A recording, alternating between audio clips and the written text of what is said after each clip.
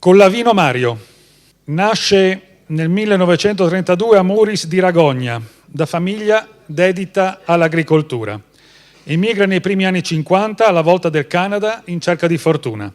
Si ritrova a Windsor, nell'Ontario. Per alcuni anni si dedica a varie attività come manovale e taglia legna nelle grandi foreste e nel 1956 crea con il fratello Valentino, detto Arrigo, una piccola impresa edile, la Collavino Brothers. La loro impresa cresce rapidamente, passando alla produzione di prefabbricati e specializzandosi nel settore delle opere pubbliche, con scuole, ospedali, acquedotti e quindi grandi opere, ponti, bacini idraulici, dighe, aeroporti.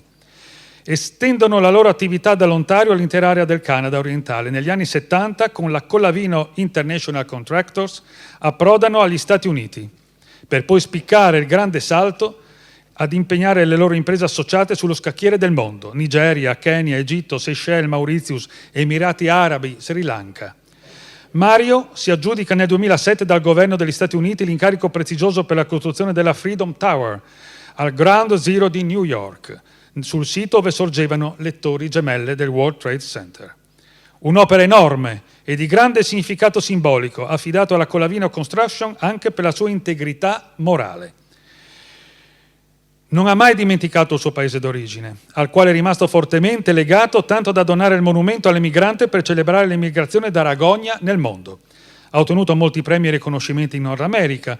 Nel 2010 ha ricevuto a Tarcento il premio Epifania e l'11 ottobre 2011 ha ricevuto dall'Università di Udine la laurea honoris causa in ingegneria civile.